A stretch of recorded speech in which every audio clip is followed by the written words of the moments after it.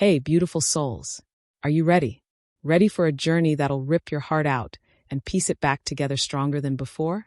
Ready to feel the devastation of rejection and the fierce, blazing triumph of reclaiming your power? Because tonight, we're diving into Sera's story. A she-wolf who lost everything in a single breath. Her mate, her pack, her identity. Everything she thought she was shattered like glass under a full moon. But here's the thing about broken things, loves. Sometimes they're just being remade into something unbreakable. So settle in. Let the world fall away. And let me tell you about the night Sera's life ended, and the moment it truly began. Chapter 1. The mate bond snapped at exactly 9:47 p.m. on the autumn equinox. Sera felt it like a physical blow, a tearing sensation in her chest, as if someone had reached between her ribs and yanked out something vital. She gasped, stumbling against the stone wall of the pack house, her vision blurring with tears she refused to shed. Not here. Not in front of him. Thorne Blackwood stood 15 feet away in the great hall, his jaw set, his silver eyes cold as winter steel. The same eyes that had looked at her with desperate hunger just 3 months ago when the mate bond first snapped into place. The same hands that had trembled when they'd touched her face, whispering promises of forever. Now those hands were wrapped around her waist. Celeste Ravencroft, daughter of the Northern Pack's Alpha. Beautiful, powerful, political. I, Thorne Blackwood, Alpha of the Shadowmere Pack, reject you, Sera Nightshade, as my mate and Luna. The formal words echoed through the hall like a death knell. Every pack member present felt the tremor of it, the severing of a sacred bond. Gasps rippled through the crowd. Sera's best friend, Maya, let out a choked sob somewhere to her left. But Sera just stood there, bleeding from a wound no one else could see. Do you accept? Thorne's voice was flat, emotionless, as if she were a contract being terminated, a business transaction. Sera's wolf howled inside her mind, a sound of pure anguish that made her bones ache. Don't accept it. Fight for us. Fight for him. But Sera looked at Thorne, really looked at him, and saw the truth. He'd already made his choice. The pack needed an alliance with the Ravencroft family. They needed Celeste's bloodline, her pack's resources, her father's army. What they didn't need was Sera, orphaned, Omega-born, useful only for her talent in healing herbs and her loyalty. Loyalty he was throwing away like trash. Sera, his voice held a warning now. Accept the rejection. She lifted her chin, tasting blood where she'd bitten her lip. When she spoke, her voice was steady, strong. I, Sera Nightshade, accept your rejection, Thorne Blackwood. The bond disintegrated. It felt like dying, like every cell in her body was screaming in protest as the golden thread that had connected them, that should have connected them for life, dissolved into nothing. Sera's knees buckled, but she caught herself, fingers scraping against stone. She would not fall. Not in front of him. Not in front of any of them. Celeste smiled, a small, satisfied curve of red lips. She pressed closer to Thorne, her perfect manicured hand splaying across his chest in a gesture of possession. How unfortunate, she murmured, her voice carrying just enough to reach Sera. But I'm sure you understand. The pack comes first. The pack comes first. How many times had Sera heard those words? How many times had she believed them? Thorne's expression flickered, just for a second, with something that might have been regret. But then his father, Elder Blackwood, stepped forward, his weathered face grave. Sera Nightshade. The elder's voice boomed through the hall. By the ancient laws of our kind, a rejected mate may not remain in the pack of their former bond. You have 72 hours to gather your belongings and leave Shadowmere territory. If you return, you will be considered a rogue and dealt with accordingly. Exile. The words slammed into her like a physical force. She'd been born in this territory. Her parents were buried in the pack cemetery. Every tree, every stream, every moonlit path was hers. And now, you can't be serious. Maya's voice rang out, shaking with fury. She pushed through the crowd, her dark eyes blazing. She's done nothing wrong. This is barbaric. This is tradition. Elder Blackwood's gaze was unyielding. And tradition has kept our kind alive for millennia. Maya opened her mouth to argue, but Sera touched her arm gently. It's okay, she whispered. The lie tasted bitter.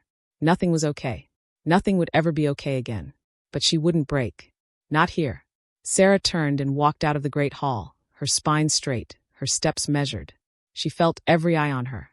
Felt the pity, the shock, the relief from some who'd always resented her sudden rise to potential Luna. She felt Thorne's gaze burning into her back, but she didn't turn around.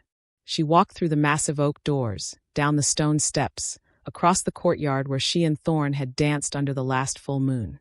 The night air hit her face, crisp and cold, carrying the scent of pine and approaching winter. And then, only then, when she was alone beneath the indifferent stars, did Sera Nightshade allow herself to shatter. She collapsed onto the grass, her body heaving with silent sobs. Her wolf whimpered and retreated deep inside, wounded and confused. Why didn't he want us? What did we do wrong? Nothing. They'd done nothing wrong. And that was the cruelest part of all. Sera didn't know how long she lay there, her tears soaking into the earth. But eventually, the storm passed. Her breathing steadied, and in the hollow emptiness where her mate bond had been, something else began to kindle. Not hope, not yet, but something darker, something fiercer. Rage. Sera pushed herself to her feet, her legs shaking. She looked back at the pack house, at the warm lights glowing in the windows, at the home she was being forced to leave. And she made herself a promise. She would survive this. She would become something more than Thorne Blackwood's rejected mate. She would find her own strength, her own pack, her own self.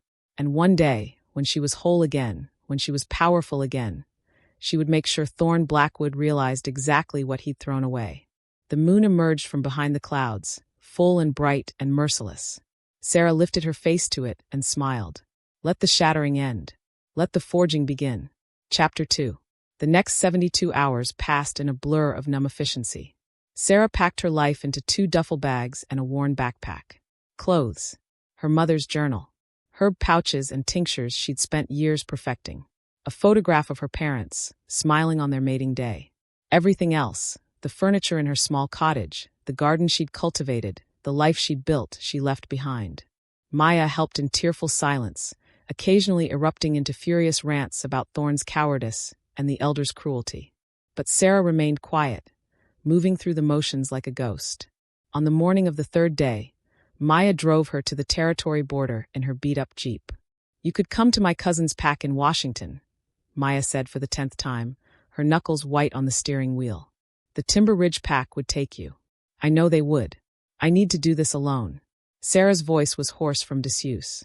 Alone? Sera, you're in no condition to. I need to do this alone. Firmer this time. Maya's jaw clenched, but she nodded. They drove the rest of the way in heavy silence. The Shadowmere border was marked by ancient standing stones, carved with runes that hummed with protective magic. Sera had crossed this threshold 1,000 times on pack runs, always secure in the knowledge that she belonged, that she was home. Now the runes seemed to pulse with warning. Not yours anymore. Never yours again. Maya pulled over and killed the engine. For a long moment, neither of them moved. I'll come find you, Maya finally said, her voice thick. Once things settle down, once I can get away, I'll. Don't. Sera turned to face her friend, seeing the tears streaming down Maya's face. Don't risk your place in the pack for me. I need you to stay. I need you to be okay. How can I be okay when you're... Maya's voice broke. Sera pulled her into a fierce hug, breathing in the familiar scent of her best friend, vanilla and wood smoke. I'll be fine, she whispered. Another lie. But maybe if she said it enough times, it would become true. They held each other for a long time. Then Sera pulled away, grabbed her bags, and stepped out of the Jeep before she could change her mind. The November wind cut through her jacket as she walked toward the standing stones. She could feel the pack bonds, the hundreds of threads that connected every Shadowmere wolf to each other. Pulling taut, then snapping away one by one as she crossed the boundary. The loss was staggering. She'd known it was coming, but knowing and experiencing were entirely different things. Every severed connection felt like a small death, leaving her more and more isolated until she stepped beyond the stones. Silence. Not the peaceful kind, the void kind, the kind that screamed of loneliness and disconnection. Sera gasped, stumbling, her wolf whimpering at the sudden absence of pack. They were creatures of community, of hierarchy, of belonging. To be packless was to be nothing. Sera. Maya's voice carried across the border, desperate and breaking. Sera didn't turn around. If she did, she might run back, might beg, might break completely. Instead, she shifted her backpack higher on her shoulders and started walking into the dense forest beyond the border. Behind her, she heard Maya's Jeep engine start, then fade into the distance. And then there was only the wind, the trees, and the crushing weight of being utterly, completely alone. Sera walked for hours, putting as much distance as possible between herself and Shadowmere. Her wolf remained subdued, barely stirring even as exhaustion began to drag at Sera's human form. By nightfall, she'd covered nearly 30 miles, pushing her body to its limits. The forest had grown wilder, the trees older and more twisted. The air tasted different here, electric, heavy with ancient magic that made her skin prickle. She was in the disputed lands now, the lawless territories between established packs, where rogues roamed and old, dangerous things still lurked. Every packborn wolf was taught to avoid these areas. But Sera had nowhere else to go. She made camp in a small clearing, building a fire from memory of childhood lessons. Her hands shook as she worked, whether from cold or shock she couldn't tell. Probably both. As flames finally caught and grew, Sera pulled out a protein bar from her pack and forced herself to eat. It tasted like ash, but she needed the energy. Needed to stay strong. Why didn't he want us? Her wolf's question echoed through her mind, plaintive and lost. I don't know, Sera whispered into the darkness. But we're going to be okay. We have to be. She wrapped herself in a sleeping bag and lay down close to the fire, staring up at the canopy above. Through gaps in the leaves, she could see stars, cold and distant and uncaring. Sleep came in fits and starts, broken by nightmares of Thorne's cold eyes and Celeste's satisfied smile. Each time Sera woke, she felt the phantom ache where the mate bond had been, a wound that wouldn't heal. Sometime after midnight, a sound jolted her fully awake. Footsteps, multiple sets, moving through the underbrush with predatory grace. Sera's wolf surged to alertness, survival instinct overriding grief. She sat up slowly, hand moving to the silver knife she kept strapped to her thigh. The fire had burned down to embers, casting barely enough light to see by. 3 shapes emerged from the shadows. Rogues. She could tell by the way they moved. Feral, unpredictable, their eyes reflecting the firelight with an unnatural gleam. They'd been packless so long they'd lost their humanity, become more beast than man. The largest one, a male with matted hair and scars crisscrossing his bare chest, smiled, revealing teeth filed to points. Well, well, he rasped, his voice barely human. What do we have here? A little lost Omega, all alone. He inhaled deeply, his smile widening, and freshly rejected. Oh, we can smell it on you, sweetheart. That delicious scent of abandonment. The other 2, a female with wild eyes and a younger male who couldn't be more than 20, began to circle, flanking her, cutting off escape routes. Sera stood slowly, knife in hand, her heart hammering. I don't want trouble. Neither do we. The scarred rogue took a step closer. We just want to welcome you properly to the disputed lands. Show you how things work out here. Without pack law. Without rules. His meaning was clear. Revolting. Terrifying.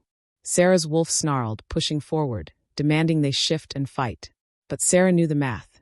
3 against 1. And she was already exhausted, already wounded in ways that had nothing to do with physical injury. But she'd be damned if she'd go down without fighting. Last warning, she said, her voice steady despite the fear coursing through her veins. Walk away. The rogue laughed, a sound like breaking glass. Or what, little Omega? You'll. He lunged. Sera's training kicked in. She dodged left, slashing with the silver blade, feeling it connect with flesh. The rogue howled, stumbling back. But the female was already moving, shifting mid-leap into a mottled gray wolf with foam at her muzzle. Sera shifted too, her clothes tearing as her body reformed. Her wolf was smaller than the others, built for speed rather than power, but right now size didn't matter. Only survival. They collided in a snarling mass of fur and fangs. Pain exploded through Sera's shoulder as teeth found purchase. She twisted, snapping at the female's throat, missing by inches. The younger male crashed into her side, sending her sprawling. 3 on 1. No chance. But she fought anyway, with everything she had. With all the rage and pain and betrayal that had been building inside her. She fought like a creature with nothing left to lose. Because she wasn't. The scarred rogue shifted, grabbing her by the scruff in his half-transformed state, stronger and more controlled than the others. He slammed her to the ground, knocking the air from her lungs. Through blurred vision, Sera saw him raise a clawed hand, saw the killing blow coming. A roar split the night. Not a wolf's howl. Something deeper. More primal. The pressure on Sera's neck vanished. She heard the scarred rogue scream, a sound of pure terror, then the sickening crunch of bones breaking. The female rogue yelped and fled into the forest. The younger male was already gone. Sera scrambled to her feet, panting, blood matting her fur. She turned to face her savior. And froze. A massive wolf stood in the clearing. Easily twice her size, with fur so dark it seemed to absorb the moonlight. His eyes glowed amber. Not the reflection of light, but an inner fire that spoke of ancient power. Of alpha. Not just any alpha. Something more. The scarred rogue lay crumpled at the massive wolf's feet, unconscious or dead. Sera couldn't tell which. The dark wolf turned those burning amber eyes on her, and Sera felt the weight of his dominance press against her like a physical force. Every instinct screamed at her to submit, to bare her throat, to acknowledge his superiority. But Sera was so tired of submitting. She held his gaze, her wolf bristling with defiance even as her legs shook with exhaustion and fear. The massive wolf tilted his head, studying her with an intelligence that was entirely human. Then, to her shock, he shifted. The man who emerged from the transformation was devastating. Tall, powerfully built, with bronze skin and black hair that fell past his shoulders. Sharp features that might have been carved from stone, softened only slightly by a mouth that looked like it rarely smiled. Scars marked his chest and arms, the badges of a warrior. And those eyes, those amber eyes that seemed to see straight through her. He was completely naked, utterly unself-conscious about it in the way of wolves who shifted often. But Sera found herself unable to look away from his face. "You're either very brave or very stupid," he said, his voice a deep rumble that resonated in her chest. "Camping in the disputed lands. Alone. Injured." Sera shifted back to human form, acutely aware of her own nakedness, her own vulnerability. She crossed her arms over her chest, lifting her chin. "I didn't have much choice." His eyes tracked over her, taking in the wounds, the tear stains still visible on her cheeks, the dark circles under her eyes. His nostrils flared, scenting her. "Recently rejected," he said softly. It wasn't a question. Sera flinched. "Is it that obvious?" "To someone who knows what to look for." He moved closer, and Sera forced herself not to back away. He crouched down, examining the bite wound on her shoulder with a clinical eye. "This needs treatment. Silver in the wound. You'll heal slowly without help. I can handle it." The words came out more defensive than she intended. Those amber eyes lifted to hers, and for a moment she saw something in them. Understanding. Recognition. "I'm sure you can," he said quietly. "But you don't have to. Not tonight." He straightened and walked to his own pack. Sera hadn't even noticed it lying at the edge of the clearing, and pulled out clothes. He dressed efficiently, black jeans, a dark Henley that stretched across his broad chest. Then he pulled out a med kit and returned to her. "I'm Kade," he said, kneeling beside her. "Alpha of the Ironwood Pack. And before you panic, my territory is 2 days' run from here. I'm just passing through on my way home from a conclave." "Sera," she said, her voice barely a whisper. "Well, Sera." He opened the med kit, his movements gentle despite his size. "Let me clean this wound.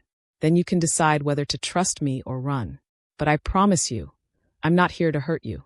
Something in his tone, in the steady calm of his presence, made Sera's wolf settle.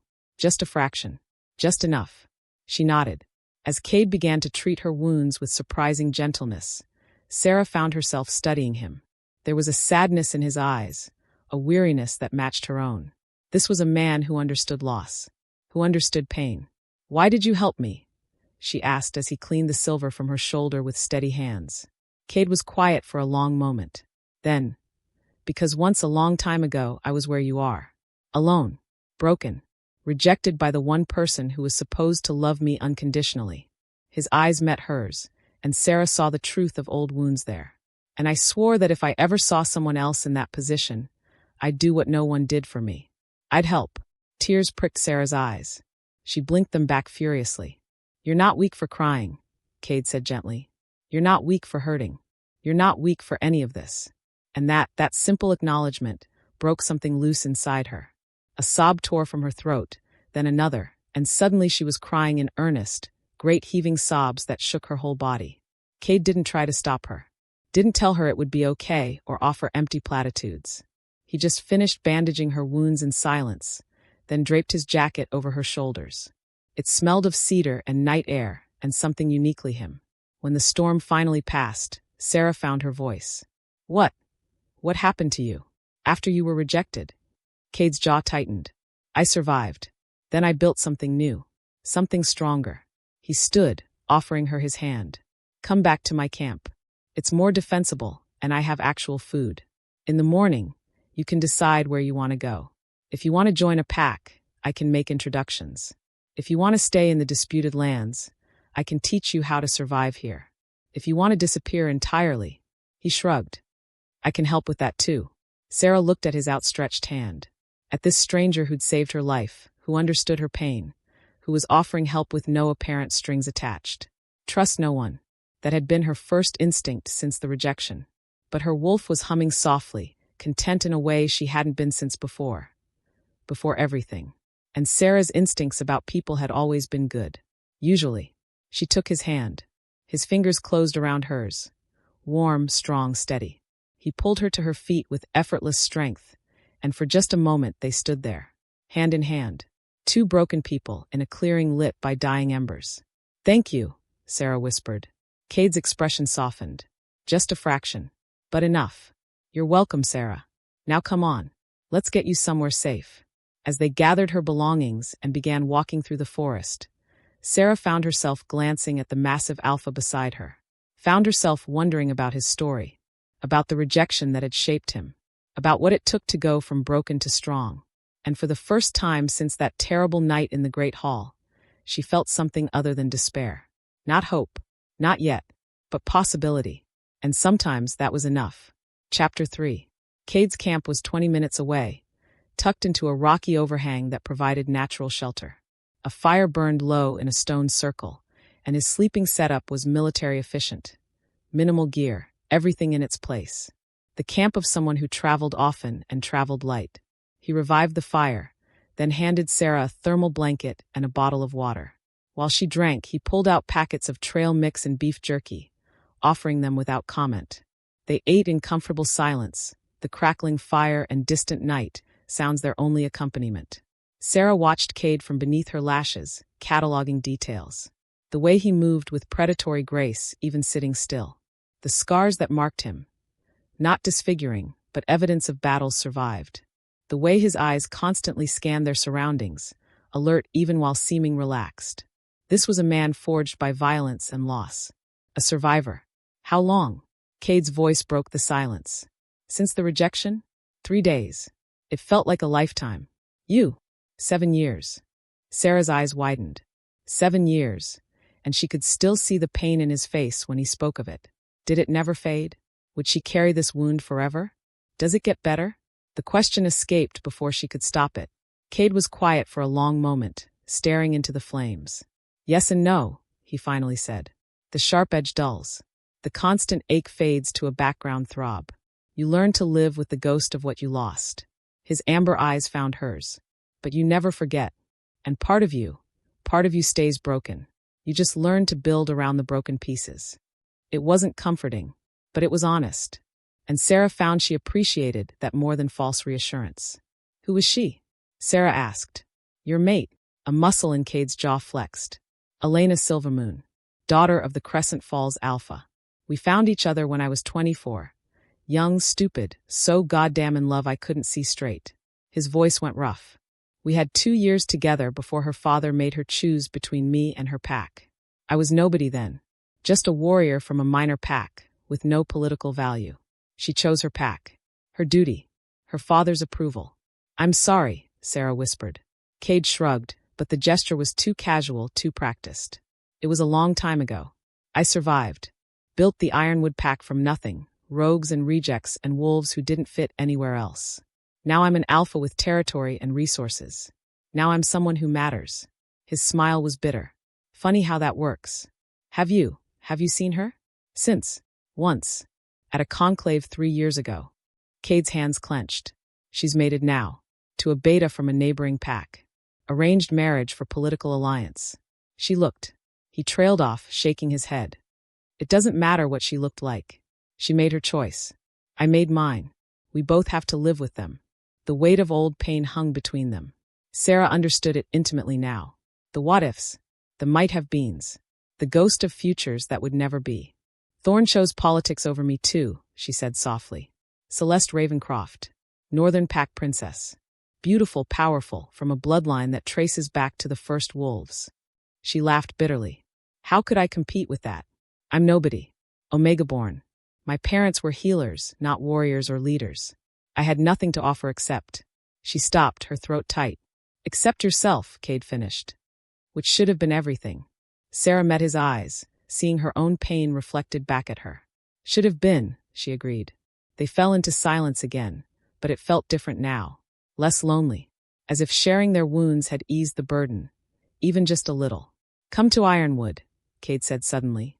Not permanently, not as a pack member. But stay for a few weeks. Heal. Figure out what you want to do next. I have a healer. An older wolf named Marcus who's worked with rejection trauma before. And my pack. They're good people, Sera. Misfits and survivors, all of them. They'd understand. I can't impose. You're not imposing. I'm offering. His gaze was steady, sincere. And I don't make offers lightly. Sera wanted to say no. Wanted to maintain her independence. Prove she could survive alone. But she was so tired. And the thought of a safe place, even temporarily, made something in her chest loosen with relief. Okay, she whispered. For a few weeks. Until I figure things out. Kade nodded, satisfaction flickering across his face. We'll leave at first light. It's a day-and-a-half run to Ironwood territory, but we can take it slow. You need time to heal. I can keep up, Sera said, her pride stinging. Kade's lips quirked. Not quite a smile, but close. I don't doubt it. But there's no rush. And Sera, he waited until she met his eyes. Being strong doesn't mean refusing help. Sometimes the strongest thing you can do is accept that you can't do it alone. The words hit deeper than Sera expected. She nodded, not trusting her voice. Get some sleep, Kade said, settling back against the rock wall. I'll take first watch. You don't have to. Yes, I do. Those rogues might come back with friends. And you're exhausted. His tone brooked no argument. Sleep, Sera. I'll keep you safe. And somehow impossibly Sera believed him. She curled up in the thermal blanket, her body finally acknowledging its exhaustion. As her eyes drifted closed, she felt Kade's presence like a shield between her and the darkness beyond the firelight. For the first time in 3 days, Sera Nightshade slept without nightmares. They left at dawn, running through the forest in wolf form. Kade had been right. He did set an easy pace, constantly checking to make sure she could keep up. But Sera's wolf, despite her smaller size, was built for endurance. She matched him stride for stride, finding a fierce satisfaction in the burn of her muscles, the rush of wind through her fur. Running helped. It always had. The rhythm of paws on earth, the expansion and contraction of lungs, the pure physicality of it, all combined to quiet the chaos in her mind. They stopped twice to rest and eat, covering nearly 50 miles before making camp for the night in a small cave Kade seemed familiar with. Used this place many times, he explained as he built a fire. Halfway point between Ironwood and the conclave grounds. How often do you travel? Sera asked, pulling on the spare clothes Kade had lent her. A shirt that hung to her knees and sweatpants she had to roll 6 times at the waist. More than I'd like. Pack alliances require constant maintenance. Showing face, proving strength, negotiating treaties. He grimaced. I hate politics. But they're necessary. Why did you build Ironwood? Sera asked. After Elena, you could have joined an established pack. You're clearly strong enough, alpha blood, even if not alpha-born. Kade's hands stilled on the fire. Because I couldn't stomach the idea of pack politics anymore. Of watching wolves choose duty over love, power over loyalty, tradition over people. His voice grew harder. So I created a place where that doesn't happen. Where wolves are judged by their character, not their bloodline. Where omegas can become betas if they have the skill. Where rejects and rogues can find belonging. Sounds revolutionary, Sera said softly. It's gotten me in trouble more than once. Kade's smile was sharp. Traditional packs hate what Ironwood represents. They see us as a threat to the old ways. But I don't care. My wolves are mine, and I protect what's mine. The possessiveness in his tone sent an unexpected shiver through Sera. This was an alpha in the truest sense. Not someone who demanded submission through fear, but someone who earned loyalty through protection and respect. "Tell me about your pack," she said. "Who's there?" Kade settled back, and Sera listened as he described Ironwood. Marcus, the elderly healer who'd been rejected for being gay in his birth pack. Nina, a warrior woman who'd left her pack rather than accept an arranged mating. Liam and Kara, siblings who'd been cast out after their parents were branded traitors. Dozens of others, all with their own stories of rejection, loss, and survival. "We're not perfect," Kade said. "We have our problems, our conflicts. But we're real. No pretense. No toxic hierarchies. Just wolves trying to build something better." Sera felt a pull toward this place, toward these people. A pack of misfits. Maybe that's exactly what she needed. "I was a healer in Shadowmere," she said suddenly. "Plants, herbs, traditional medicine. I wasn't just Omega-born. I made myself useful. Thought that would be enough." "Skills don't make you worthy, Sera. You were worthy the moment you were born." Kade's voice was fierce. "Whatever Thorne made you feel, whatever Shadowmere made you believe, it's a lie. You are enough. Exactly as you are." Sera's eyes burned. She looked away, blinking hard. "You don't know me. I know rejection trauma. I know the voice that whispers you're not good enough, not strong enough, not enough. And I know it's a liar." He moved closer, his presence solid and grounding. "I see a she-wolf who survived the worst pain our kind can endure and still found the strength to keep walking. That's not nothing, Sera. That's everything." A tear escaped, tracking down her cheek. Then another. Kade's thumb brushed them away with surprising gentleness. "You're allowed to fall apart," he said softly. "You're allowed to be broken. Just don't stay that way." "How?" Sera's voice cracked. "How do I not stay broken? One day at a time. One breath at a time. And you let people help you carry the weight until you're strong enough to carry it yourself." His hand cupped her face, his amber eyes intense. "Let me help you, Sera. Let Ironwood help you. You don't have to do this alone." Sera leaned into his touch, craving the warmth and steadiness he offered. It wasn't attraction. Not yet, she was too raw for that. But it was connection. The first genuine connection she'd felt since the rejection shattered her world. "Okay," she whispered. "Okay." Kade smiled then. A real smile that transformed his severe features into something almost beautiful. "Good. Now get some rest. Tomorrow you'll see your new home." Home. The word echoed strangely. Could Ironwood become home? Could anywhere ever feel like home again? Sera didn't know. But for the first time since her world ended, she was willing to find out. As she drifted to sleep with the fire crackling and Kade's steady breathing a few feet away, Sera felt something shift inside her. Not healing, not yet, but the first tentative step toward it. And sometimes that was enough. They crossed into Ironwood territory just after noon the next day. Sera felt the boundary immediately, a warm pulse of pack magic, different from Shadowmere's cold precision. This felt alive, welcoming. The forest itself seemed to exhale as they passed through the wards. Kade shifted to human form, pulling on clothes from his pack. Sera did the same, suddenly nervous about meeting his pack, being seen as the pathetic reject Thorne had discarded. As if reading her thoughts, Kade touched her shoulder. "They'll love you," he said simply. "Trust me." They emerged into a clearing, and Sera stopped in her tracks. Ironwood wasn't what she'd expected. Instead of a grand pack house like Shadowmere's, there were dozens of smaller cabins scattered throughout the trees, built from local timber and stone. Gardens flourished between buildings. A training ground sprawled to the left, currently occupied by wolves sparring. To the right, she could see what looked like a communal dining hall, smoke rising from its chimney. It felt organic, like the pack had grown naturally from the forest, rather than being imposed upon it. "Kade," a woman's voice rang out. A tall, muscular she-wolf with close-cropped dark hair jogged toward them, grinning. "About damn time. We were starting to think you'd gotten lost." "Nina." Kade's voice was warm. "Would I do that?" "Yes." Nina's eyes, sharp and assessing, landed on Sera. Her nostrils flared, scenting. Understanding dawned on her face, and her expression gentled. "Well, who's this?" "This is Sera. She'll be staying with us for a while." Kade's tone made it clear that was all the explanation Nina was getting. "Is Marcus around?" "In the clinic. Want me to grab him?" "Please. And let everyone know we'll do introductions at dinner. For now, Sera needs rest." Nina nodded, her gaze flicking to Sera with something that looked like sympathy. "Welcome to Ironwood," she said simply. Then she was gone, jogging toward a building marked with a red cross. Come on. Kade led Sera through the settlement.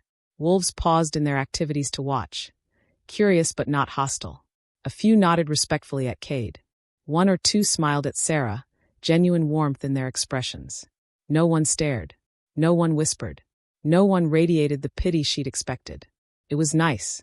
Kade stopped at a small cabin on the edge of the settlement, backing up to the forest. This one's empty, he said, pushing open the door. It's yours for as long as you need it. Sera stepped inside. The cabin was simple but cozy. A main room with a kitchenette, a separate bedroom, a bathroom. Windows let in dappled sunlight. Someone had left fresh linens on the bed and a basket of basics on the counter. Bread, cheese, fruit, tea. It's perfect, Sera whispered. Good. Kade set her bags down. Marcus will come by to check your wounds. After that, you can rest or explore. Whatever you need.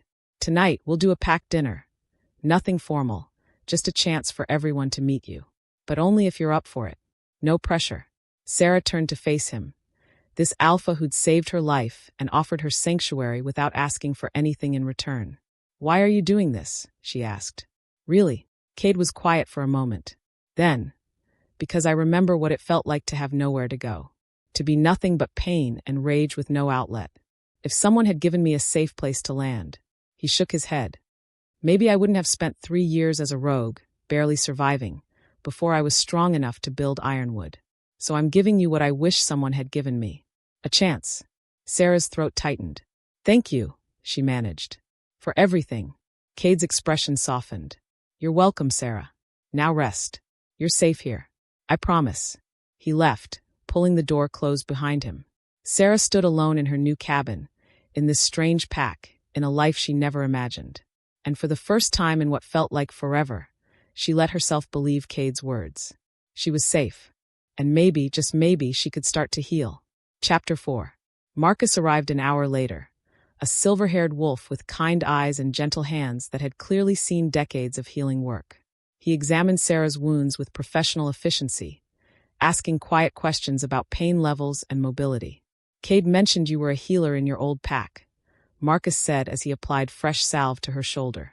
The silver contamination was almost gone, her wolf's healing finally kicking in properly. Plants and herbs, mostly. Traditional medicine. Sera winced as he prodded a tender spot.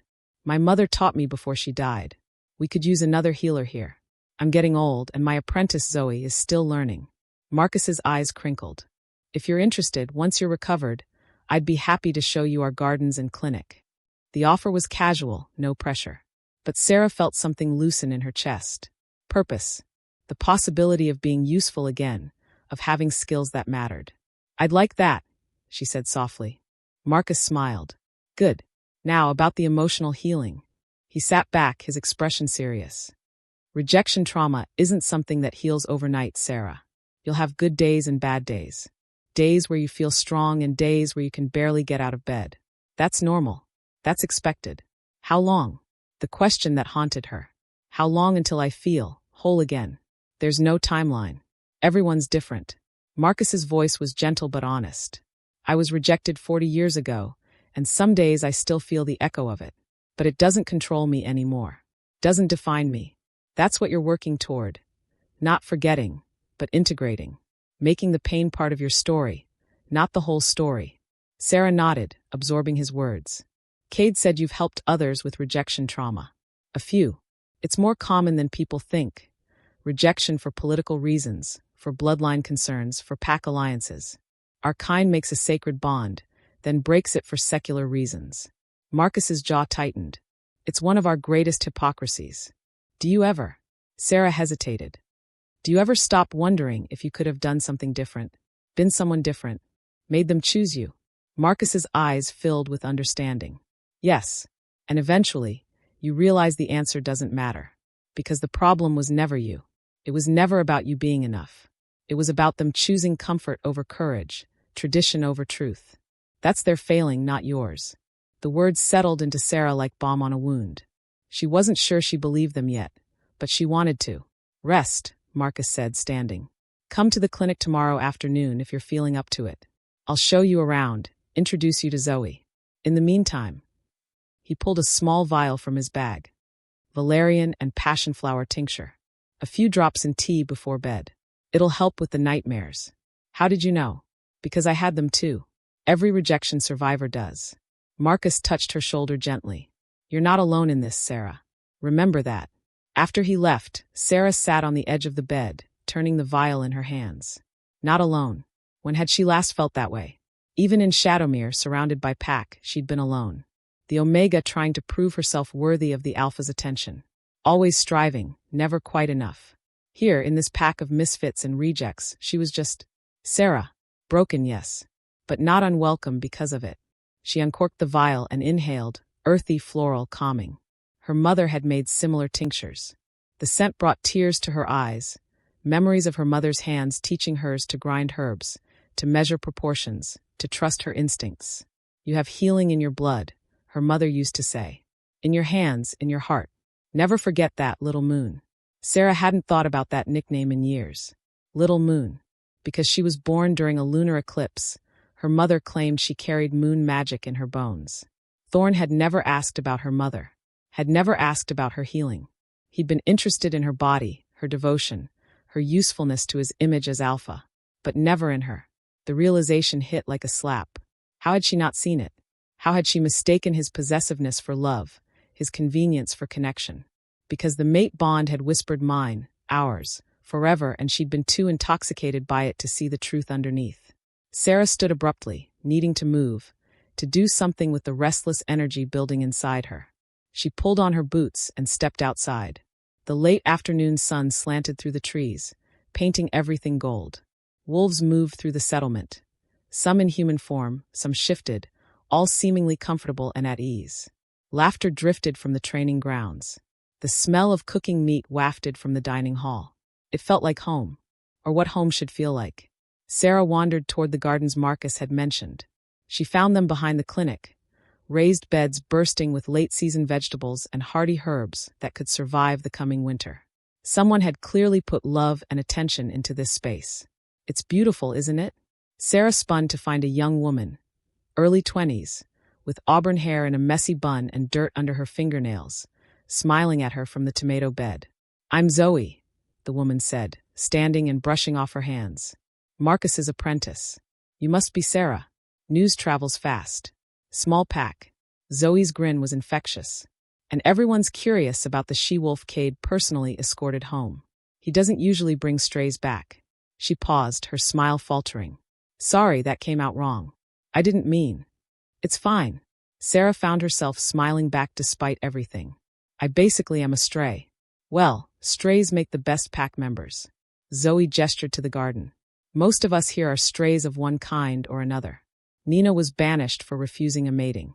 Liam and Kara's parents were executed for supposedly betraying their alpha. Turns out it was all politics and lies, but they couldn't go back. Marcus. Well, you probably know his story. And me. She shrugged. My pack didn't like that I wanted to be a healer instead of breeding stock for some Beta's dynasty. Sera's eyes widened. They banished you for that. Not officially. But they made it clear I'd never be more than a womb if I stayed. So I left. Ended up rogue for a few months before Kade found me half dead from a rogue attack. Zoe's expression softened. He saved my life. Gave me a purpose. A home. Kade does that. Sees the broken pieces and finds a way to fit them together into something stronger. Sera's gaze drifted toward the center of the settlement, where she could just see Kade talking with Nina and a few other wolves. His posture was relaxed but alert, his attention focused on whoever was speaking. An alpha who actually listened. He's a good man, Zoe said, following her gaze. Doesn't let himself get close to people often. I think Elena really did a number on him. But when he cares about someone, when he decides they're his to protect, she shook her head. There's nothing he won't do. Something warm and complicated stirred in Sera's chest. Not attraction. She was too raw for that, her rejected mate bond still an open wound. But gratitude. And maybe the beginning of trust. Do you garden? Zoe asked, gesturing to the beds. Marcus said you were a healer. Plants and herbs, yes. I had my own garden in. Sera's throat closed. Before. Want to help me harvest before dinner? I could use an extra pair of hands, and it might be nice to get dirt under your nails. Grounding, you know. Sera did know. Plants had always been her solace, her meditation. The simple act of nurturing life had gotten her through her mother's death, her father's quiet decline afterward, all the small heartbreaks that came before the catastrophic one. "I'd like that," she said. They worked in comfortable silence, Zoe pointing out different plants and explaining Ironwood's herbal stores. Sera found herself relaxing, her hands remembering the familiar motions of harvesting, the rightness of soil and stem and leaf. "Can I ask what happened?" Zoe said quietly after a while. "With your rejection? You don't have to answer, but sometimes it helps to say it out loud." Sera's hands stilled on the sage she was trimming. Did she want to talk about it? Let this stranger, this potential friend, into her rawest wound? But something about Zoe's open expression, the lack of judgment or pity, made her want to try. "His name was Thorne," Sera began, her voice rough. "Alpha of Shadowmere Pack. We found each other 3 months ago. The mate bond was instant, overwhelming. He said I was his moon, his anchor, his everything." She laughed bitterly. "For 3 months, I believed him. What changed? Politics. A marriage alliance with a more powerful pack. He chose duty over the mate bond. Rejected me in front of the entire pack, then had me exiled within 72 hours. God," Zoe breathed. I'm so sorry, Sera. The worst part," Sera's eyes burned. "Part of me still understands why he did it. The pack needed the alliance. They needed resources, protection, political standing. What they didn't need was an Omega-born nobody with nothing to offer but love." Her voice broke on the last word. "Hey!" Zoe's hand covered hers, squeezing gently. "That Alpha was an idiot, and his pack will suffer for it. Not because they lost an alliance opportunity, but because they threw away someone with a healer's heart. That's a rarer gift than any political connection." Sera wanted to believe her, wanted to feel that certainty. But the voice in her head, Thorne's voice, her own voice, whispered that she wasn't enough, would never be enough. "It gets easier," Zoe said softly. "The voice that tells you lies. It gets quieter. I promise." Sera nodded, not trusting herself to speak. They returned to harvesting, and slowly, the tightness in Sera's chest began to ease. Just being here, hands in the earth, sun on her face, another person beside her who understood, it helped. Maybe healing wasn't about grand gestures or magical cures. Maybe it was this: small moments of peace strung together until they became a life again. "Come on," Zoe said eventually, standing and stretching. "Let's clean up. Dinner's in an hour, and trust me, you don't want to miss packed dinner. Nina makes this venison stew that's basically heaven in a bowl." Sera followed her to the clinic where they washed their hands and stored the harvested herbs. As they worked, other wolves began drifting toward the dining hall. Sera's stomach clenched with nerves. Meeting the whole pack. Being seen. Being known as the rejected mate. "They're going to love you," Zoe said, as if reading her mind. "And anyone who doesn't can answer to Kade. And trust me, nobody wants that." Despite her anxiety, Sera smiled. "He's that protective?" "Oh, honey." Zoe's grin was wicked. "You have no idea." The dining hall was warm and loud and full of life. Long tables filled the space, currently occupied by at least 50 wolves of all ages. The smell of food made Sera's stomach growl. She hadn't eaten properly in days. Nina was indeed ladling out stew while others passed around bread, roasted vegetables, and what looked like berry cobbler. Conversation stopped when Sera entered with Zoe and Kade. Every eye turned to her, assessing, curious, some sympathetic as they scented her recent rejection. Sera's instinct was to run, to hide, to not be seen like this in her brokenness. But Kade's hand touched the small of her back, steady, grounding. "Everyone," he said, his alpha voice carrying easily through the space. "This is Sera. She'll be staying with us for a while. I expect you all to make her welcome." It wasn't a request. It was a command. And to Sera's shock, the pack responded with warmth. Smiles. Nods. A few called out actual greetings. "Any friend of Kade's?" someone shouted. "Welcome home," another voice added. Home. That word again. Kade guided her to a seat at the head table, between him and Marcus. Zoe claimed the spot across from her. Nina brought over bowls of stew, her smile knowing but kind. "Eat," Kade said simply. "You need the strength."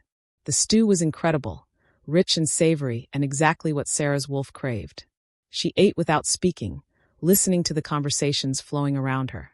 Packmates teasing each other, sharing stories about their day, arguing good-naturedly about training strategies. It was chaotic and loud and real. Nothing like Shadowmere's formal packed dinners, where hierarchy dictated everything from seating to speaking order, where Omegas like her ate at the far end of the table, silent and less addressed. Here, everyone mixed freely. An Omega sat next to a Beta, arguing about the best way to smoke meat. A young wolf, barely out of adolescence, was explaining something animatedly to an elderly she-wolf who listened with patient amusement. It was beautiful. "What do you think?"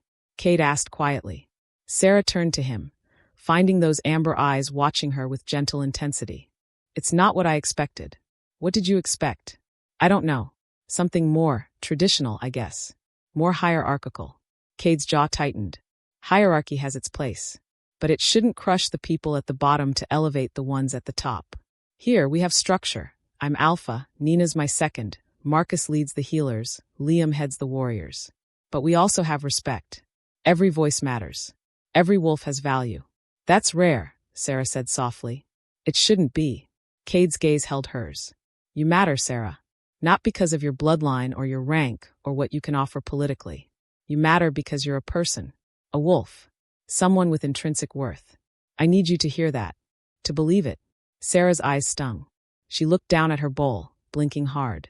"I'm trying. That's all I ask. Just keep trying." The dinner continued around them. Wolves began introducing themselves to Sera, offering their names, their roles, small kindnesses. A young wolf named Ash brought her extra bread. An elderly male named Thomas told her a terrible joke that actually made her laugh. Nina sat down across from her and launched into a story about Kade's first attempt at diplomacy that had him groaning in embarrassment. Slowly, impossibly, Sera began to relax, to feel the beginnings of belonging. Maybe she couldn't trust it yet. Maybe it would all be ripped away like everything else. But for tonight, for this moment, she let herself have it. A table full of misfits, a pack of rejects, and an alpha who saw her brokenness and offered sanctuary instead of judgment. It wasn't much, but it was a start, and as Kade's hand found hers under the table, a brief squeeze of reassurance, Sera thought maybe, just maybe, starts were enough. Chapter 5. The nightmares came anyway, despite Marcus's tincture. Sera woke gasping, tears streaming down her face, the phantom sensation of the mate bond tearing away all over again. In her dream, Thorne had been there, not cold and distant like he'd been during the rejection, but warm and loving like he'd been before, whispering promises, touching her face, saying he'd made a mistake, that he wanted her back. And then Celeste had appeared, her red lips curving in triumph as Thorne's expression went blank. As he turned away from Sera like she was nothing. "You were never enough," Dream Celeste whispered. "You'll never be enough." Sera sat up, drawing her knees to her chest, trying to calm her racing heart. The cabin was dark except for moonlight streaming through the windows. Silent except for her ragged breathing. She wanted to be strong, wanted to be over this. But God, it hurt. It hurt like dying, slow and relentless and consuming. A knock at the door made her jump. "Sera." Kade's voice, rough with concern. "I heard you cry out. Are you okay?" She should tell him yes. Should send him away. Should prove she could handle this alone. But she was so tired of being alone. "Come in," she said, her voice hoarse. The door opened. Kade filled the doorway, wearing only sleep pants, his hair mussed. His eyes found her in the darkness, amber gleaming with wolf sight. "Nightmare?" he asked gently. Sera nodded, not trusting her voice. Kade crossed the room and sat on the edge of her bed. Not too close, respecting her space, but near enough that she could feel his warmth. His presence. "Tell me," he said. So she did. Haltingly, voice breaking, she described the dream. The false hope. The cruel reality. The voice that told her she wasn't enough. Kade listened without interrupting.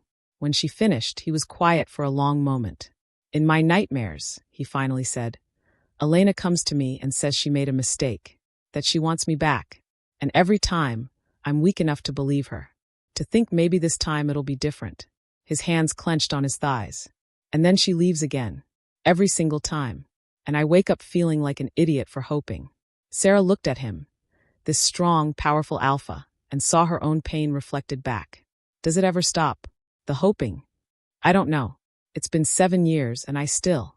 He shook his head. "I still dream about her. Still wonder what she's doing, if she's happy, if she ever thinks about me." Part of me hates that I care. But I do. I hate that I still care about Thorne, Sera whispered. Hate that part of me still wants him, still mourns what we lost. He threw me away like trash, and I still care. That's not weakness. That's proof you love genuinely, fully. That you gave everything to the bond. Kade's voice was fierce. Don't let anyone, including yourself, make you feel bad for that. The problem was never that you cared too much. It was that he cared too little. The words cracked something open inside Sera. A sob tore from her throat, then another, and suddenly she was crying in earnest, great heaving sobs that shook her whole body. All the grief she'd been holding back, all the pain and rage and desperate confusion came pouring out. Kade didn't try to stop her. Didn't tell her it would be okay or offer meaningless platitudes. He just pulled her into his arms and held her, one hand stroking her hair, murmuring soft reassurances in a language she didn't understand but somehow felt in her bones. Sera clung to him, this near stranger who understood her agony better than anyone else ever could. She cried into his bare chest until she had nothing left, until she was empty and wrung out and exhausted. I'm sorry, she finally croaked. I'm a mess. You're healing, Kade corrected. There's a difference. He pulled back just enough to look at her, his thumbs wiping away her tears. And you don't have to apologize for being human, for having feelings, for hurting. You're too good to me, Sera said. I don't understand why. Kade's expression grew complicated. Pain and longing and something else she couldn't name. Because when I was where you are, no one was good to me. I spent 3 years as a rogue, half feral, barely surviving. Angry at the world and everyone in it. If someone had shown me kindness then. He trailed off, shaking his head. Maybe I wouldn't have wasted so much time being angry. Maybe I would have healed faster. So I'm giving you what I wish someone had given me. That's not the only reason. Sera didn't know where the certainty came from, but she felt it. Is it? Kade's jaw flexed. For a long moment, he didn't answer. Then, no, it's not. Then what? His amber eyes held hers, intense and searching. Because when I look at you, I see someone worth saving. Someone strong and brave and good, even though you've been beaten down and broken. Because you deserve better than what you got. And because. He stopped, seeming to struggle with the words. Because, Sera prompted softly. Because my wolf recognizes yours. His voice was barely a whisper. Not as a mate. The bond doesn't work that way for rejected wolves, we're too damaged. But as something else. A partner. A match. Someone who understands the dark places because they've been there too. Sera's breath caught. She felt it too, the pull toward him, the sense of recognition of rightness. Not the overwhelming compulsion of a mate bond, but something quieter, deeper, built on shared pain and mutual understanding. I'm not ready, she said, her voice shaking, for anything romantic. I'm too broken, too raw. I don't know if I'll ever be ready. I know. Kade's smile was sad. And I'm not asking you to be. I'm just telling you the truth. What you do with it is your choice. Always your choice. They sat in the darkness, hands clasped, two broken people finding comfort in shared wounds. Will you stay? Sera asked. Until I fall asleep? I don't want to be alone. Of course. Kade settled back against the headboard, and Sera curled into his side, her head on his chest. His heartbeat was steady beneath her ear, strong and alive and real. His arm wrapped around her, holding her safe. Thank you, she whispered. Always, he murmured into her hair. Sera closed her eyes, listening to his heartbeat, feeling his warmth. And slowly, finally, she drifted into sleep. This time, there were no nightmares. Sera woke alone, but a note on her nightstand in Kade's bold handwriting said, Take your time. Come to the clinic when you're ready. Kay. She smiled despite everything. Showered. Dressed in clothes Zoe had apparently dropped off. Jeans and a soft sweater that fit reasonably well. Braided her hair. Looked at herself in the small mirror. She looked tired. Sad. But not broken. Not quite. Sera made her way to the clinic, where she found Marcus and Zoe, sorting through dried herbs. There she is, Zoe called out cheerfully. Ready for the grand tour? The clinic was small but well organized. Examination rooms. An herb storage area that made Sera's healer heart sing. A small surgical suite for emergencies. Marcus and Zoe walked her through their systems, their inventory, their treatment protocols. We're actually low on feverfew and arnica, Marcus said, showing her the sparse shelves. Haven't had time to harvest from the wild patches. If you're feeling up to it, I'd love to, Sera said immediately. Being useful. Having purpose. It was exactly what she needed. They spent the afternoon in the forest, harvesting medicinal plants. Sera found herself falling into old rhythms, her hands remembering skills her mother had taught her. Zoe chattered constantly, filling the silence with stories about the pack, about her own journey to Ironwood. Kade found me about 2 years ago, Zoe said, carefully digging up golden seal roots. I'd been rogue for 4 months. Got attacked by a pack of feral wolves. They'd been packless so long they'd lost their humanity. Kade heard me screaming and came running. Fought off 4 of them to save me. Her voice went soft. I was dying. Silver claws had shredded my side. But he carried me back here, stayed with me for 3 days while Marcus fought to keep me alive. He seems to make a habit of saving people, Sera said. He does. Nina says it's his hero complex. I think it's because he knows what it's like to need saving and have no one come. Zoe glanced at her. He likes you. Sera's hands stilled. We just met. Doesn't matter. I've known Kade for 2 years, and I've never seen him bring someone back to Ironwood. Never seen him personally care for someone's wounds or check on them in the middle of the night. Zoe's grin was knowing. He likes you. I'm not ready for. I know. And Kade knows. He'd never push. But I'm just saying. Zoe shrugged. When you are ready, whenever that is, you could do a lot worse than him. Sera thought about waking in Kade's arms. About his steady presence, his understanding. The way he made her feel safe in a way she'd never felt with Thorne. With Thorne, she'd always been performing. Trying to be worthy, trying to be enough. With Kade, she was just herself. Broken and healing and imperfect. And somehow that was okay. Maybe, Sera said softly. Someday. They returned to the clinic as the sun began to set, their baskets full of medicinal plants. Marcus set them to work processing the harvest, cleaning roots, hanging herbs to dry, making tinctures. Sera lost herself in the work. This was familiar. This was hers. Her mother's voice seemed to whisper guidance, her hands moving with practiced confidence. You're good at this, Marcus observed, watching her prepare a comfort salve. Really good. Have you considered advanced training? In Shadowmere, I mostly taught myself from my mother's journals. They didn't value healing much. Not unless you were high-ranking. Sera's jaw tightened. I offered to apprentice with their head healer, but was told Omegas didn't need that kind of education. Marcus's expression darkened. Well, here, anyone with the skill and drive can learn. If you want, I'd be happy to take you on as a full apprentice. Teach you things beyond plants, bone setting, wound care, emergency field medicine. Hope flickered in Sera's chest. Really, really. You've got the touch, Sera. The instinct. That's not something you can teach. The rest is just knowledge and practice. Sera's eyes stung. To be seen like this. To have her skills valued, her potential acknowledged. It felt like water after a long drought. I'd like that, she whispered. I'd like that very much. Marcus smiled. Then it settled. We'll start tomorrow. For now, finish that salve and then go get dinner. You've earned it. Sera worked until the salve was perfect, then cleaned up and headed toward the dining hall. The settlement was beautiful in the evening light. Lanterns being lit, wolves returning from patrol, the sound of laughter and conversation filling the air. She passed the training grounds and stopped, watching as Kade sparred with a large male wolf. They were evenly matched, powerful, fast, brutal in their efficiency.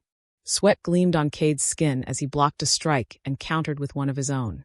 He was beautiful, not in the refined way Thorne had been, all calculated charm and political grace. Kade was raw power barely leashed, scars and strength and uncompromising honesty. As if feeling her gaze, Kade's eyes found hers. He smiled, small but genuine, and her wolf purred in response. Not a mate bond, but something. A connection building between 2 damaged souls who understood each other's darkness. Sera smiled back, then continued toward the dining hall, feeling lighter than she had in days. Maybe she couldn't trust it yet. Maybe it would all fall apart. But for now, for tonight, she had purpose and a place to belong and someone who made her feel like she mattered. It was enough. More than enough. It was the beginning of healing. And as Sera sat down to dinner surrounded by her new pack, as Kade slid into the seat beside her and Zoe launched into an outrageous story that had the whole table laughing, Sera felt something shift inside her. The wound where the mate bond had been didn't hurt quite so much. And for the first time since the rejection, Sera Nightshade allowed herself to hope. Chapter 6. 3 weeks passed in a blur of healing work and gradual recovery. Sera threw herself into her apprenticeship with Marcus, learning advanced techniques that made her feel competent and valued. She tended wolves with injuries, mixed tinctures and salves, even assisted in a difficult birth when a young she-wolf went into labor prematurely. The nightmares came less frequently. When they did, Kade was there, sometimes sitting with her until she fell back asleep, sometimes just checking in through the door. His presence became a constant in her life, grounding and safe. They talked late into the night about everything and nothing, about pack politics and healing philosophies, and what it meant to build a life from ruins, about Elena and Thorne and the ghosts that haunted them both.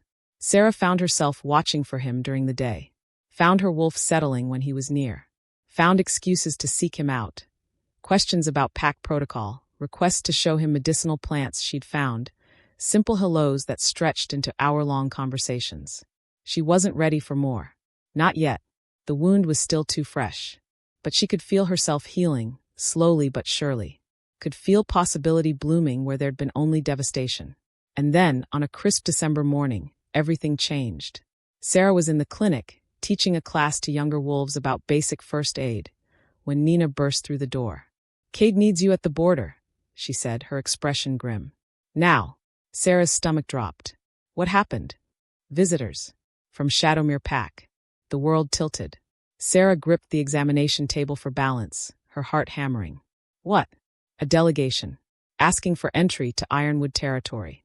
Nina's eyes were sympathetic but urgent. "Kade wants you there before he makes a decision. Says it's your choice whether they're allowed in." Her choice. The fact that Kade would defer to her, would put her comfort above diplomatic protocol, made something warm bloom in Sera's chest. But terror followed close behind. Shadowmere wolves. "Here." "Why?" "I'll go," she said, her voice steadier than she felt. Nina led her through the forest at a jog. Sera's mind raced. Who would come? Elder Blackwood? Celeste? Please God, not Thorne. She couldn't face him. Not yet. Maybe not ever. They reached the border where Kade stood with a handful of warriors, his posture tense but controlled. On the other side of the invisible boundary, 3 wolves waited in human form. Maya, and 2 others Sera didn't recognize, a middle-aged beta male and a younger female warrior. Maya. Relief and confusion crashed through Sera in equal measure. Her best friend. The one person from Shadowmere she'd actually wanted to see. Kade turned as Sera approached, his amber eyes searching her face. "Do you want them here?" he asked quietly. "Say the word, and I'll send them away. No questions, no judgment." Sera looked at Maya, who was staring at her with desperate hope and barely contained emotion. "Let them in," Sera said. "Just give us some space?" Kade nodded. He gestured, and the wards parted, a shimmering in the air as the protective magic allowed entry. Maya practically ran across the boundary, the other 2 following more cautiously. "Sera." Maya's voice broke. "Oh God, Sera." And then Maya was there, pulling Sera into a fierce hug. Sera clung back, breathing in the familiar scent of her best friend, feeling tears sting her eyes. "I've been trying to find you for 3 weeks, Maya said, her words tumbling out. "You said don't risk it, but I couldn't just. I had to know you were okay. I had to." "I'm okay," Sera said, pulling back to look at her friend. Maya looked tired, worried, but whole. "I'm okay, Maya."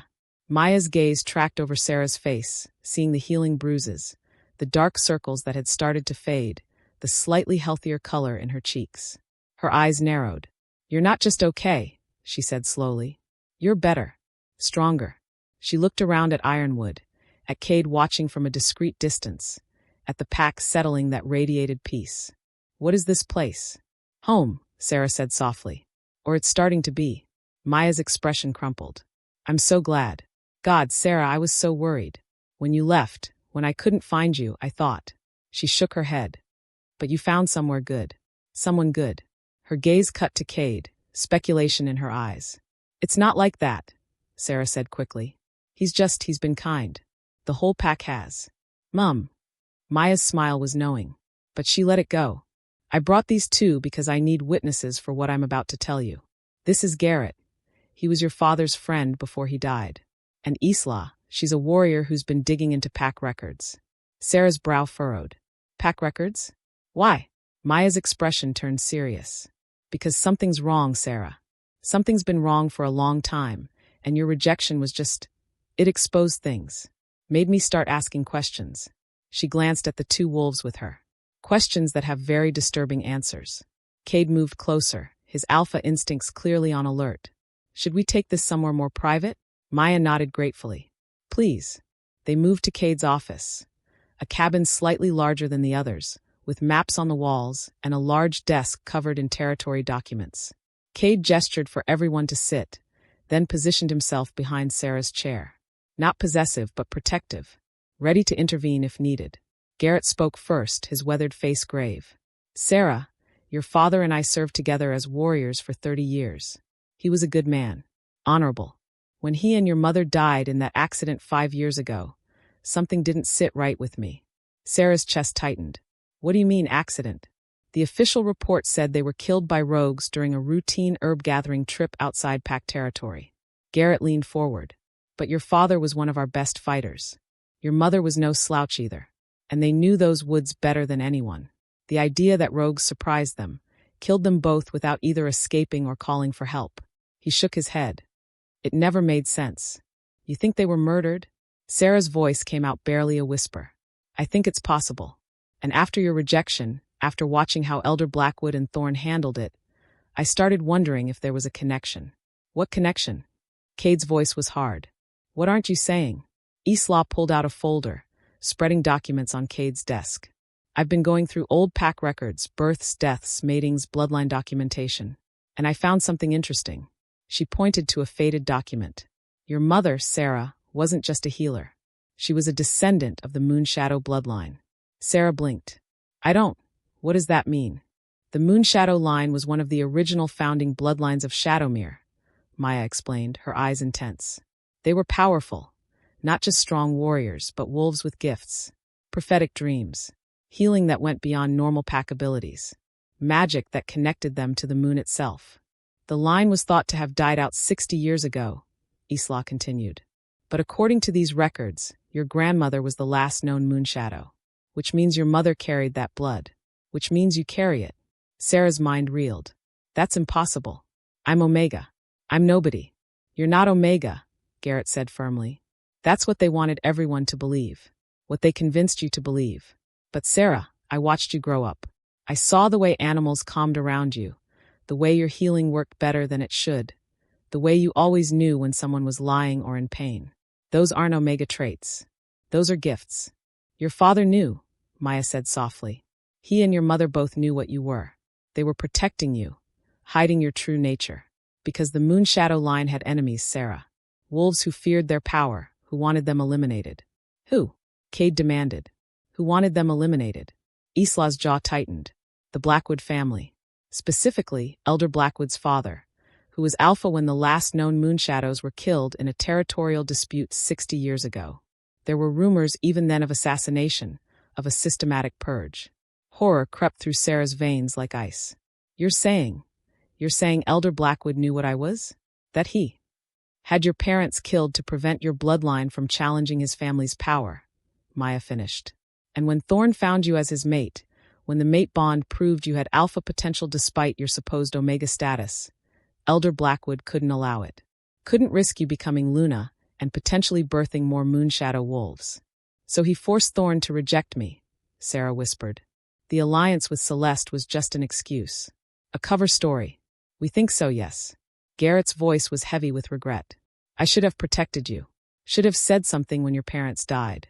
But I had no proof, and the Blackwoods have eyes everywhere. Speaking up would have just gotten me killed too. Sera couldn't breathe.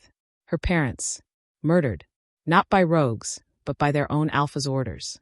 Because of blood she carried, power she'd never even known she had. And Thorne. God Thorne. Did he know? The question tore from her throat. Did Thorne know what his father did? Why he was really forcing the rejection? Maya's expression was pained. I don't know. Maybe. Maybe not. But Sera, he made the choice to reject you either way. Even if he didn't know the full story, he chose politics over you. That's on him. Sera's hands were shaking. Kade settled on her shoulders, warm and grounding. Why come here? He asked Maya. Why tell her this now? Because Shadowmere is fracturing, Maya said bluntly.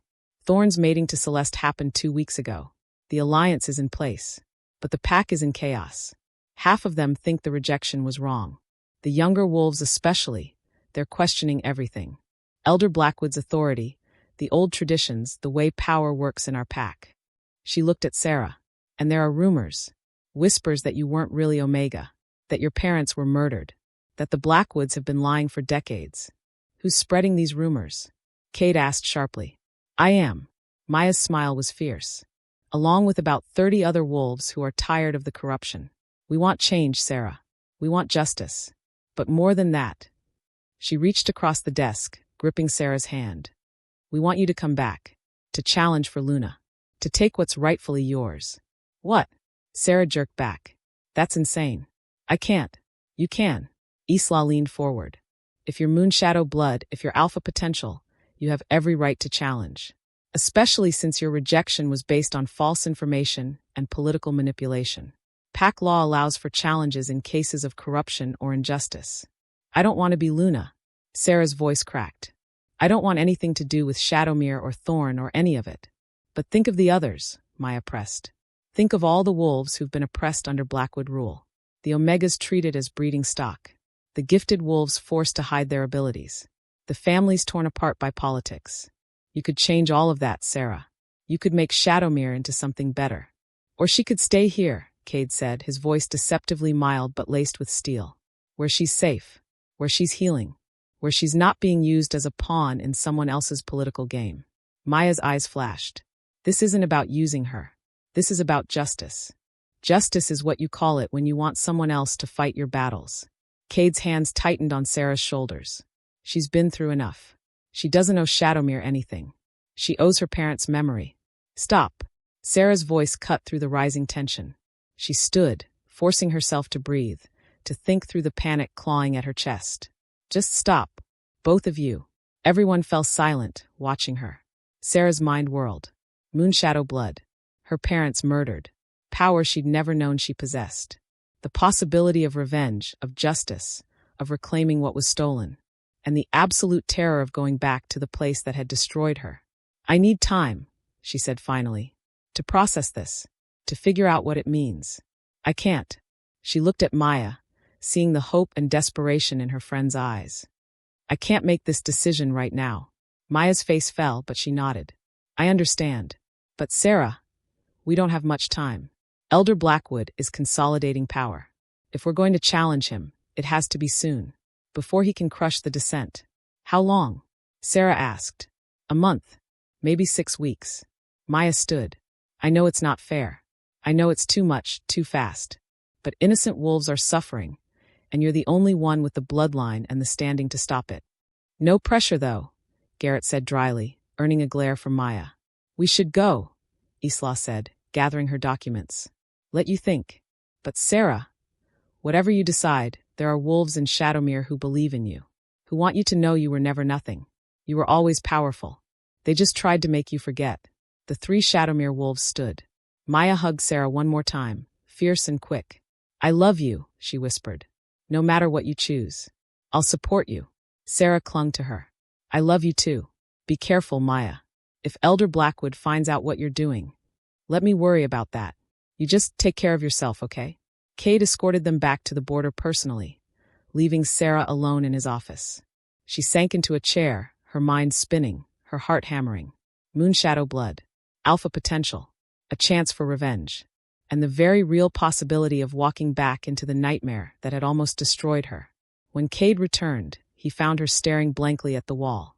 He knelt in front of her, taking her cold hands in his warm ones. Tell me what you're thinking, he said softly. I don't know what to think. Sera's voice was hollow. Everything I knew about myself, about my parents, about why Thorne rejected me. It was all lies.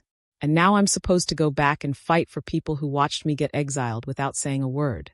You're not supposed to do anything. Kade's grip tightened. This is your choice, Sera. Yours alone. Not Maya's. Not mine. Yours. But if I don't go, if I don't try to help, then that's your choice too. You don't owe them anything. Your first responsibility is to yourself. To your healing. To your survival. Sera met his eyes, seeing the fierce protectiveness there. What would you do? If you were me? Kade was quiet for a long moment. Honestly, I don't know. Part of me would want revenge. Would want to make them all pay for what they did. But the wiser part, he touched her face gently. The wiser part would remember that revenge is a poison that hurts you more than them. That going back to the source of your trauma rarely heals it. Usually just reopens the wound. But what if I could help people? Change things. You help people here, every day in the clinic. You change things just by being yourself, by surviving, by refusing to let your rejection define you. His thumb stroked her cheek. You don't need to be Luna to have value or purpose, Sera. You already have both. Tears spilled down her cheeks. I'm scared. Good. Fear means you're thinking clearly. Kade pulled her into his arms, and Sera went willingly, burying her face in his chest. Whatever you decide, I'm with you. If you want to stay here and build a life in Ironwood, I'll help you. If you want to go back and fight for Shadowmere, I'll stand beside you. And if you want to run as far from all of this as possible and start completely fresh, he pressed his lips to her hair. I'll help you pack. Sera clung to him, this alpha who asked for nothing and offered everything, who made her feel safe and valued and seen in ways Thorne never had. I need time to think, she whispered. Then take it. Take all the time you need. They stayed like that for a long while, two broken people holding each other together. And slowly, Sera's panic began to fade, replaced by something else. Not certainty. Not yet. But the beginning of clarity. She had choices now. Real ones. And whatever she decided, she wouldn't be alone. That was enough. For now, it was enough. Chapter 7. Sera spent the next 3 days in a fog of indecision. She threw herself into clinic work during the day, trying to lose herself in the familiar rhythms of healing. But at night, alone in her cabin, Maya's words echoed relentlessly. You could change everything. You could make Shadowmere into something better. Could she? Or would she just be walking back into a trap, letting herself be used as a symbol while the real power players, Elder Blackwood, Thorne, the old guard, crushed her all over again?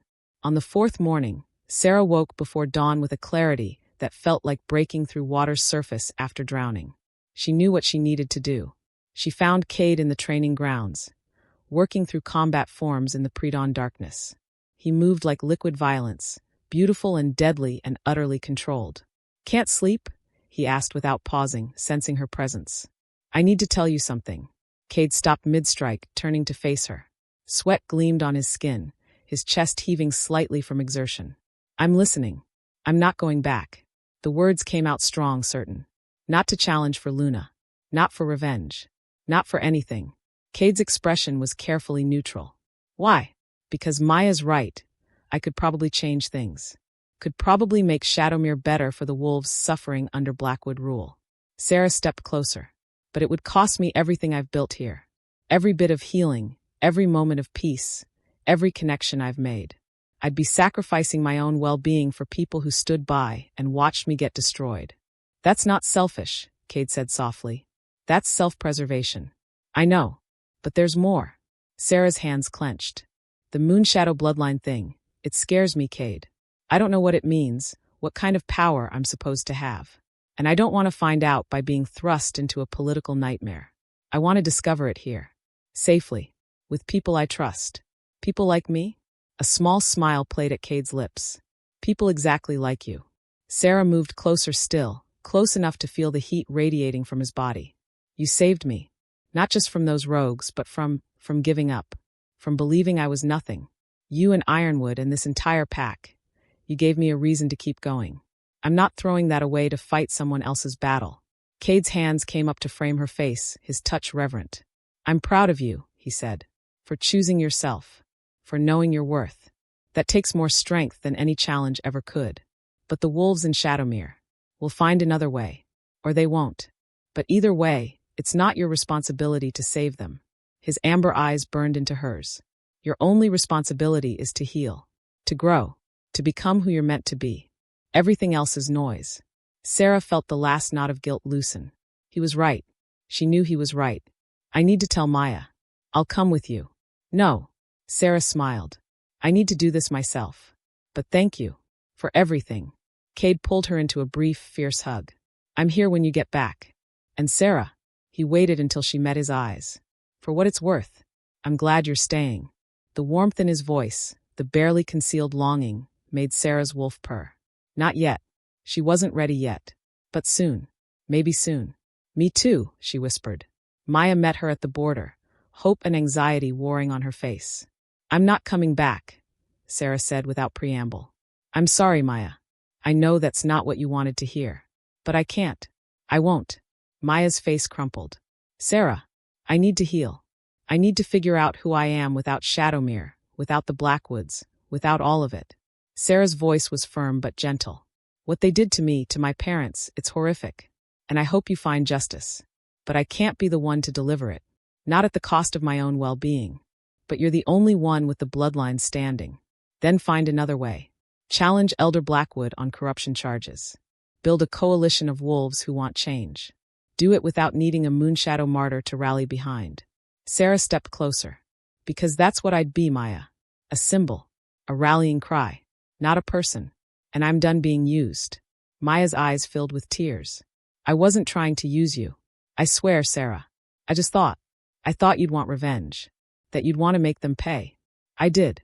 For about 3 days, all I could think about was walking back into that pack house and watching Elder Blackwood's face when he realized what I really am. Sera's smile was bitter. But revenge is a poison. And I've been poisoned enough. What about your parents? Don't they deserve justice? They deserve for me to live. To be happy. To honor their memory by becoming the woman they raised me to be. Not by destroying myself in a quest for vengeance. Sera gripped Maya's shoulders. I love you. You're my sister in every way that matters. But I can't do this. I need you to understand. I need you to support my choice. Maya was silent for a long moment, tears streaming down her face. Then she pulled Sera into a crushing hug. I understand, she choked out. I don't like it, but I understand. And I support you. Always.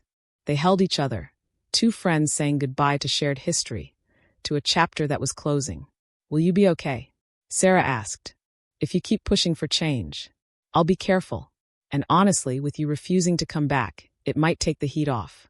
Makes it less about bloodlines and more about genuine reform.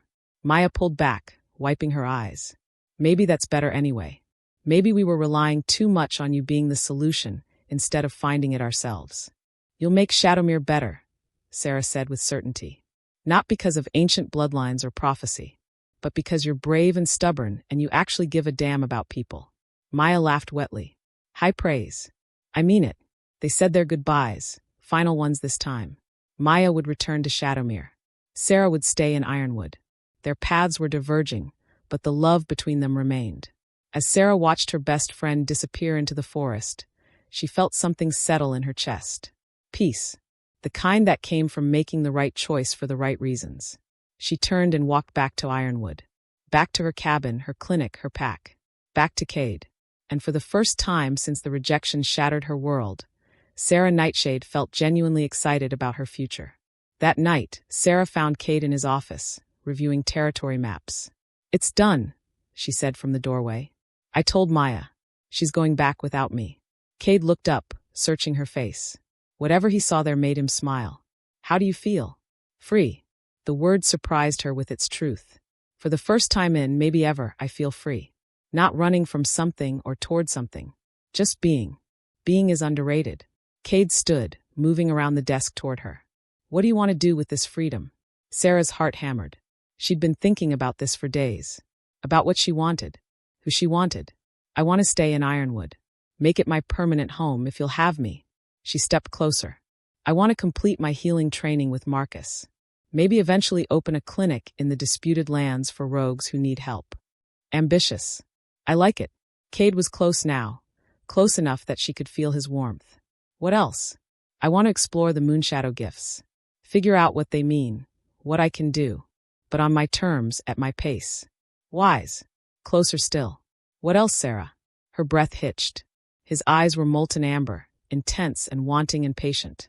Waiting for her to close the distance. Waiting for her choice. She swallowed hard. I want to see where this goes. You and me. Whatever this is between us. This. Kade's hand came up to cup her face. This is two broken people who found each other in the darkness.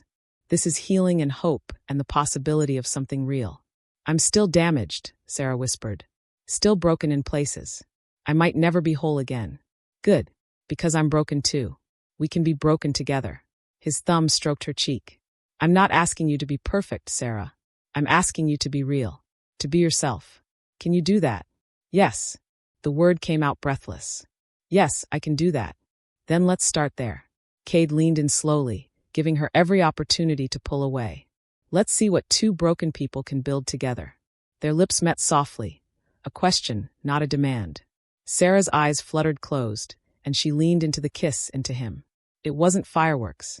Wasn't the overwhelming compulsion of a mate bond. It was better. It was choice. Connection. Two people consciously deciding to try, to risk, to open their scarred hearts to possibility. When they pulled apart, Sera was smiling. Really smiling, for the first time in months. This doesn't mean I'm magically healed, she warned.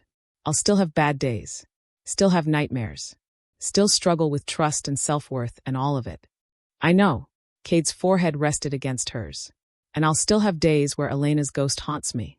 Where I doubt my ability to lead, to love, to be enough. We're both works in progress. Works in progress, Sera repeated. I like that. Stay with me tonight? Kade asked. Just to sleep. Just to not be alone. Yes. Sera took his hand, threading their fingers together. I'd like that. They went to Kade's cabin, larger than hers, but still cozy and personal. Books lined shelves. Weapons hung on walls. A large bed dominated the space. They shed their shoes and climbed under the covers fully clothed, finding positions that fit. Sera's head on Kade's chest, his arms around her, their legs tangled together. Thank you, Sera whispered into the darkness. For what? For seeing me. For helping me see myself. For giving me a safe place to break and rebuild. Kade's arms tightened. Thank you for choosing to stay. For choosing me. For trusting me with your broken pieces. Always, Sera said. And meant it. They drifted to sleep holding each other. Two damaged souls finding comfort and healing in shared warmth. And for the first time since the mate bond shattered, Sera's dreams were peaceful. Chapter 8. 6 weeks later, Sera stood in the forest clearing where she'd first encountered the rogues, where Kade had first saved her life. It was a full moon, the winter solstice, when the veil between worlds thinned and old magic stirred. Marcus had suggested this place, this night, for Sera's first real attempt to connect with her moonshadow heritage. The moon will amplify whatever gifts you carry, Marcus had explained. It might be overwhelming. It might be nothing. But if you're going to explore this part of yourself, might as well do it right. Kade stood at the edge of the clearing with Marcus and Zoe, watching but not interfering. This was Sera's journey. Her choice. Sera closed her eyes, feeling the moonlight on her skin like a physical touch. She'd been practicing meditation for weeks, trying to sense the supposed power in her blood. So far, she'd felt nothing unusual, just the normal awareness of her wolf, her healing instincts, her connection to growing things. But tonight felt different. The air hummed with energy. The moon seemed impossibly bright, impossibly close. Show me, Sera thought, reaching inward. Show me what I am. At first, nothing. Then, a pulse of silver light behind her closed eyelids. Heat blooming in her chest, spreading through her veins like liquid moonlight. Her wolf surged forward, not threatening to shift, but merging with her human consciousness in a way she'd never experienced. Sera gasped, her eyes flying open. The world looked different. Sharper. More vivid. She could see the life force in every tree, every blade of grass, golden threads of energy connecting all living things. She could feel the heartbeats of the three wolves watching her, could sense their emotions like colors in the air. Marcus, curiosity tinged with pride. Zoe, excitement and hope. Kade, fierce protectiveness layered over awe and something deeper. Something that felt like love. The realization nearly broke her concentration. Kade loved her. Not the obsessive, possessive love of a mate bond, but something earned through shared pain and mutual support. Something real. Sera forced her focus back to the moon, to the power coursing through her. What could she do with this? What was it for? Healing, a voice whispered. Her mother's voice, or maybe her own, or maybe the collective wisdom of all moonshadows who'd come before. Not just bodies, but souls. Hearts. Connections. Sera raised her hands, and silver light pooled in her palms. She could feel it wanting to flow outward, to touch and mend and soothe. She thought of the wounded wolves in Ironwood. The ones still carrying trauma from their past packs, from rejection and violence and loss. She thought of Kade's old mate wounds, of her own shattered bond, and she pushed. The silver light exploded outward in a wave, washing over the clearing, through the trees, across the entire Ironwood territory. Sera felt it touch each packmate, felt their surprised reactions as old pains eased, as emotional wounds began to close. It wasn't a cure, wasn't instant healing, but it was a balm, a beginning, a gift freely given with no strings attached. The power drained from Sera all at once. She swayed, exhausted, and Kade was there before she could fall, catching her against his chest. "Easy," he murmured. "I've got you." "Did it work?" Sera asked, her voice weak. "Did you feel it?" "We all felt it." Kade's voice was rough with emotion. "God, Sera. That was incredible." Marcus and Zoe rushed over, both talking at once, asking questions, checking her vitals. But Sera only had eyes for Kade. "Your old wound," she whispered. "The one from Elena. Does it feel different?" Kade's eyes widened. He pressed a hand to his chest, over his heart, looking stunned. "It's still there, but it doesn't hurt like it did. It feels," he struggled for words, "integrated. Like you said Marcus described. Part of my story, but not the whole story." Tears streamed down Sera's face. "Good. That's good. What about you?" Kade cupped her face in his hands. "How do you feel?" Sera took inventory. The wound where Thorne's rejection had torn through her. It was still there too, still tender. But the raw, bleeding agony had muted to a dull ache. Manageable. Survivable. "Better," she said honestly. "Not healed, but better. That's all we can ask for." Kade pressed his forehead to hers. "You're amazing, you know that? Absolutely incredible. I didn't do anything special. Just let the power flow. You gave your pack a gift of healing. That's about as special as it gets." Marcus's voice was thick with emotion. "Your mother would be so proud of you, Sera. Your father too." The mention of her parents sent a fresh wave of grief through Sera, but it was gentler now, tinged with love and gratitude instead of just pain. "I wish they could have seen this," she whispered. "I think they did," Zoe said softly, pointing up at the moon. "I think they're always watching." They stood in the clearing for a long time, bathed in moonlight, processing what had happened. Eventually, Marcus and Zoe headed back to the pack settlement, giving Sera and Kade privacy. "You know what this means, right?" Kade said once they were alone. "Word will spread. Other packs will hear that Ironwood has a moonshadow. They'll want to meet you, study you, potentially use you. Let them try." Sera's voice was steady. "I'm not hiding anymore. I'm not pretending to be less than I am. But I'm also not letting anyone exploit me. This power is mine. I share it on my terms with people I trust." "Good." Kade's smile was fierce. "And if anyone tries to force the issue, you'll protect me." "I know." Sera turned in his arms, looking up at him. "You're always protecting me. Because you're mine to protect." The possessiveness in his tone should have scared her, should have reminded her of Thorne's controlling behavior. But this was different. Kade wasn't trying to own her or diminish her. He was standing beside her, offering his strength as a gift, not a cage. "Yours," Sera agreed softly. "And you're mine. Is this becoming something more? Something serious? Do you want it to be?" Sera thought about the past 2 months. About falling asleep in Kade's arms most nights. About the way he made her laugh, made her feel safe, made her believe she could be more than her trauma. About the kiss they'd shared and the dozens since. Soft and sweet and full of promise. "Yes," she said. "I want this to be real. I want us to be real." Kade's entire face softened. "Then we're real. No mate bond, no mystical compulsion. Just 2 people choosing each other, every single day." "Every single day," Sera repeated. Then, feeling bold, she added, "I love you, Kade. Not because I have to, but because I want to." Kade's breath caught. For a moment, he just stared at her, his amber eyes burning with emotion. Then he was kissing her, deep and hungry and full of all the words he couldn't say. When they finally pulled apart, both breathless, Kade rested his forehead against hers. "I love you too," he said roughly. "From the moment I saw you fighting those rogues, refusing to give up even when you were outnumbered. You're the strongest person I've ever met, Sera Nightshade. And I'm honored that you chose me." "Always," Sera promised. "I'll always choose you." They walked back to Ironwood hand in hand, the moonlight guiding their path. As they entered the settlement, wolves emerged from their cabins. Dozens of them, looking stunned and grateful and amazed. "What you did," Nina said, approaching with tears in her eyes. I felt it. We all did. Old wounds closing. Pain easing. It was like the moon herself touched us. Thank you, said a young wolf Sera barely knew. I've been carrying rejection trauma for 5 years. It's the first time I felt peace. More voices joined in, gratitude, wonder, acceptance. These wolves who'd taken her in when she had nothing were now seeing her true power, and instead of fear or envy, they offered love. This was what pack should be. What family should be. Kade squeezed her hand. Welcome home, Sera. Home.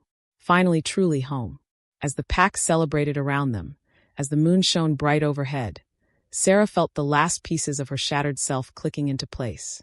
Not healed, not perfect, but whole in a new way, forged from broken pieces into something stronger than she'd ever been before. And standing beside a male who loved her not despite her scars, but because of the strength it took to survive them. This was her story now.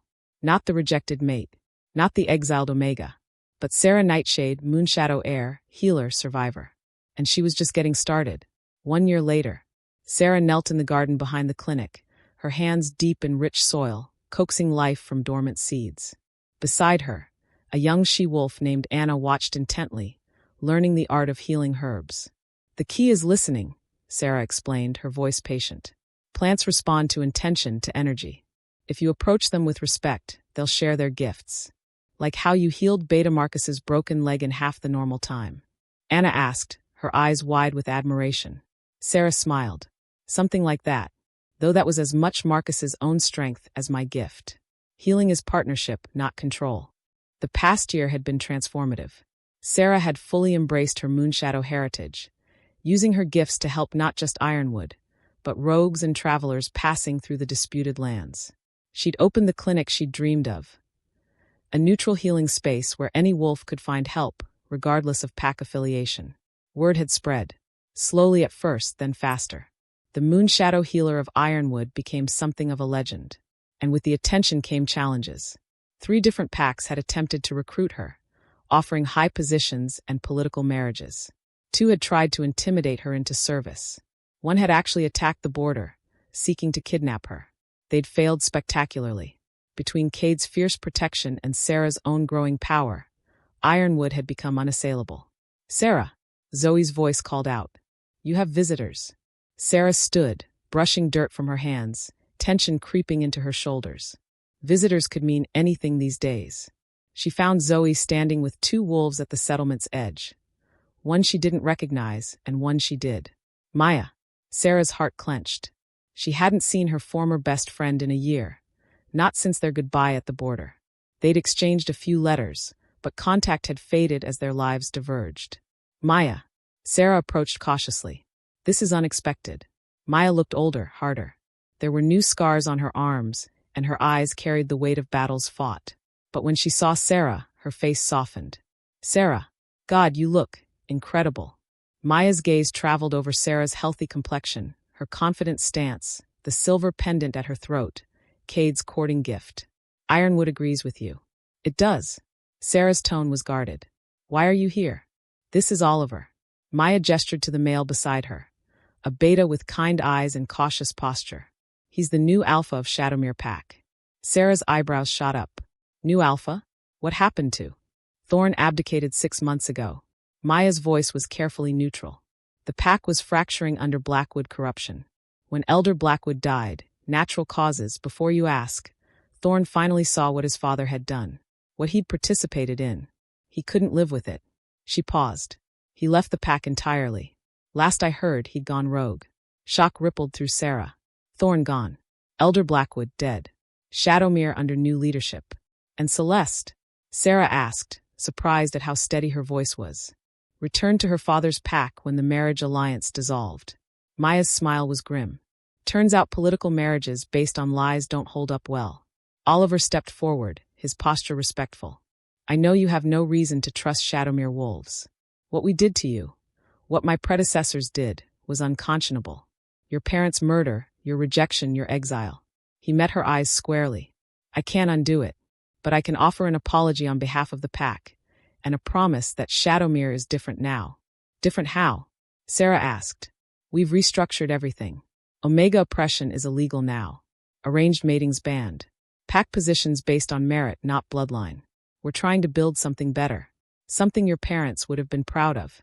Oliver's voice was earnest. And we wanted you to know, if you ever want to come home, you'd be welcomed. Honored. Given any position you desire. Sera's wolf stirred, curious. Part of her had always wondered what vindication would feel like. To return triumphant, to take her rightful place. But as she looked around at Ironwood, at her clinic, her garden, the wolves who'd become her true family, she felt no desire to leave. Shadowmere isn't my home anymore, Sera said gently but firmly. Ironwood is. These wolves took me in when I had nothing. They helped me heal, helped me grow into who I'm meant to be. I'm not leaving them. Disappointment flickered across Oliver's face, but he nodded with understanding. I suspected as much. But I had to try. Your bloodline, your gifts, they belong in Shadowmere. No. Sera's voice was hard.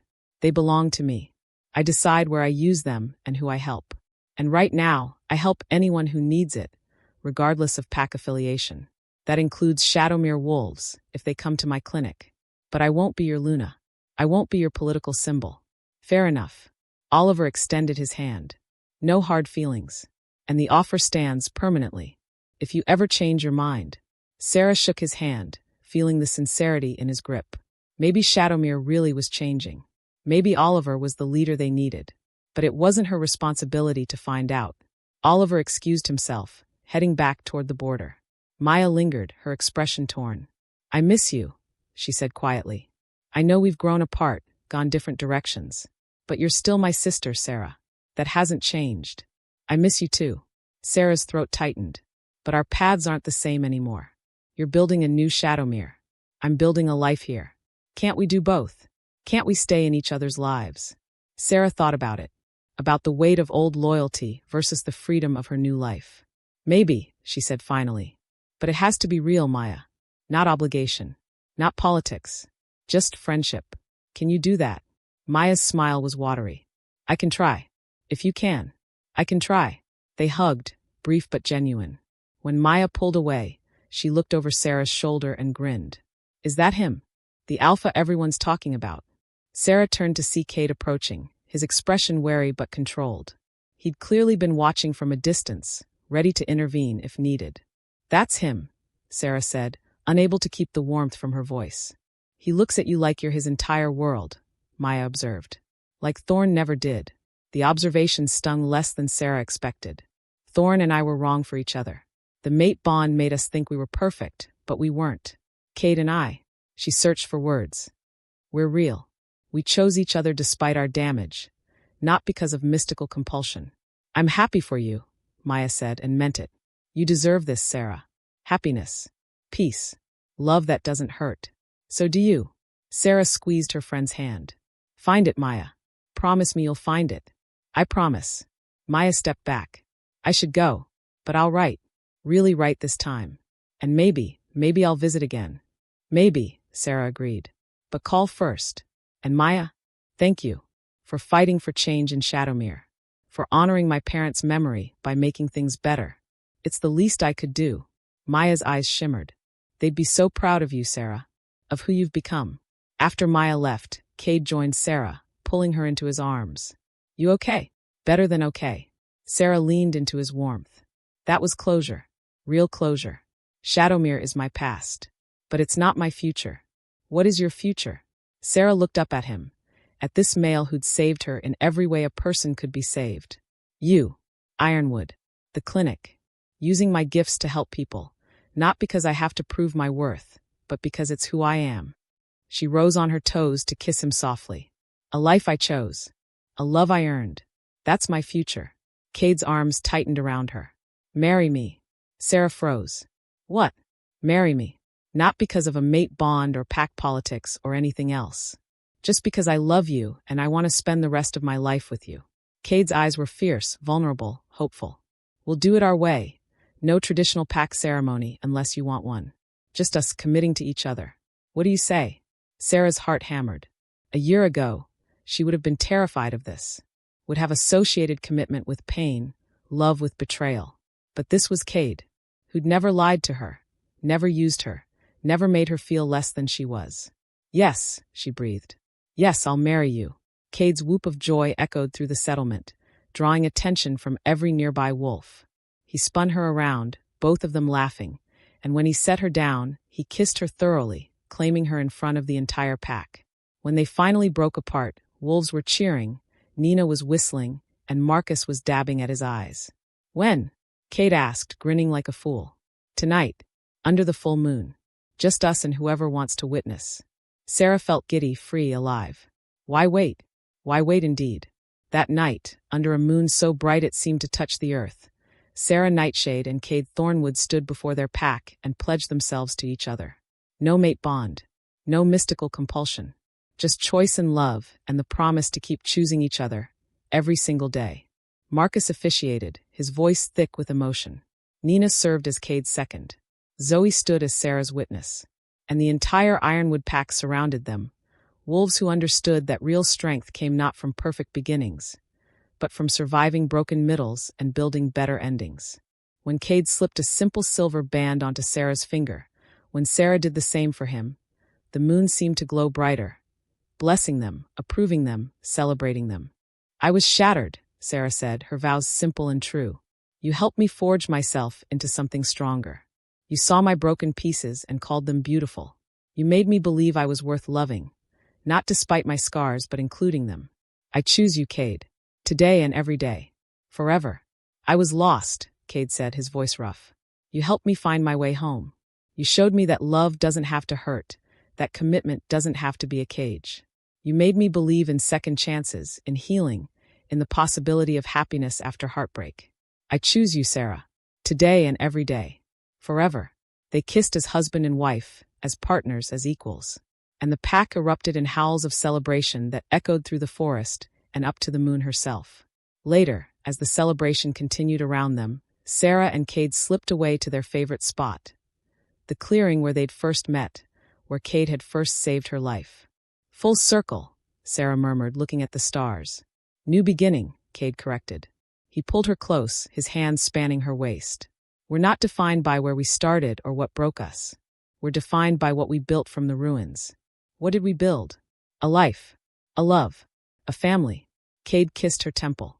A future worth fighting for. Sera thought about the journey, from the devastating rejection in Shadowmere's great hall to this moment of perfect peace. About the agony and the healing, the shattering and the forging. She'd lost everything and found something better. She'd been broken and rebuilt herself stronger. She'd been rejected and learned that she never needed that mate bond's approval to be whole. I'm glad he rejected me, Sera said suddenly. Kade pulled back, shocked.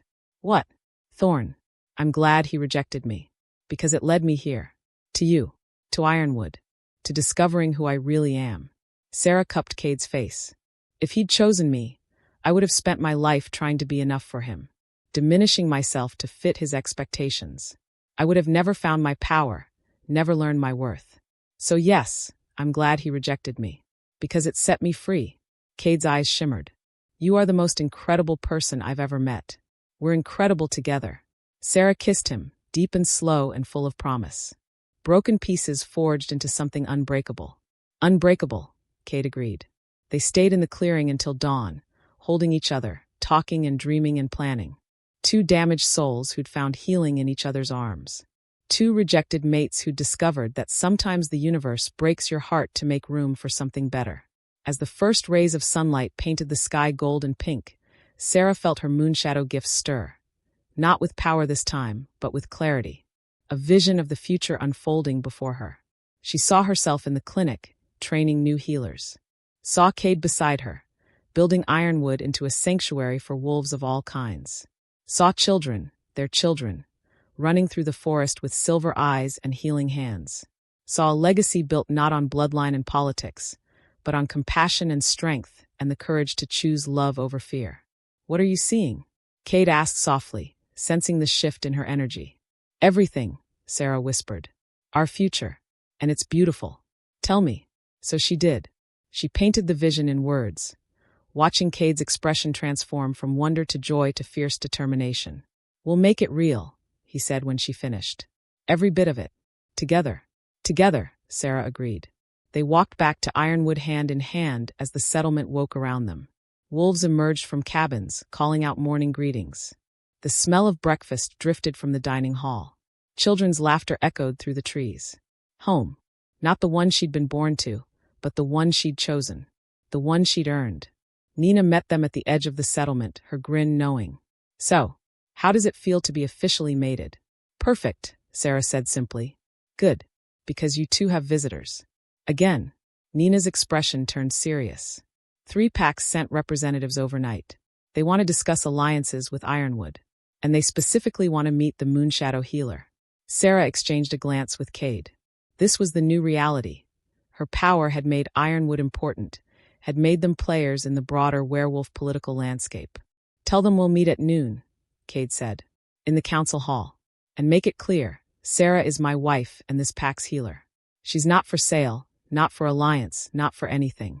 Anyone who doesn't respect that can leave now." Nina's grin returned. "I'll deliver the message." "With pleasure." As Nina walked away, Sera squeezed Kade's hand.